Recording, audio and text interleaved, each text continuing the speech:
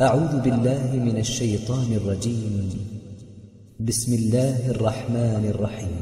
يا أيها الذين آمنوا كتب عليكم الصيام كما كتب على الذين من قبلكم لعلكم تتقون أياما معدودات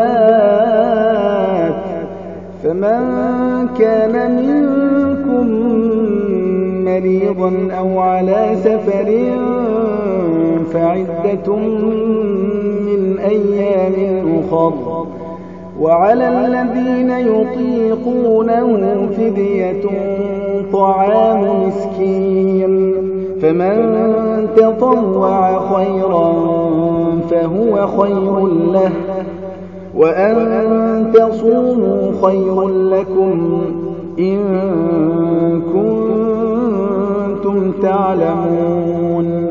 شهر رمضان الذي أنزل فيه القرآن هدى للناس وبينات من الهدى والفرقان فمن شهد منكم الشهر فليصمه ومن كان مريضا أو على سفر فعدة من أيام أخر يريد الله بكم اليسر ولا يريد بكم العسر ولتكملوا العدة ولتكبروا الله على ما هداكم ولعلكم تشكرون.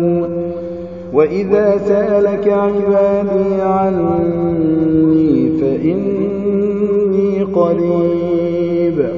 قريب أجيب دعوة الداع إذا دعان فليستجيبوا لي وليؤمنوا بي لعلهم يرشدون.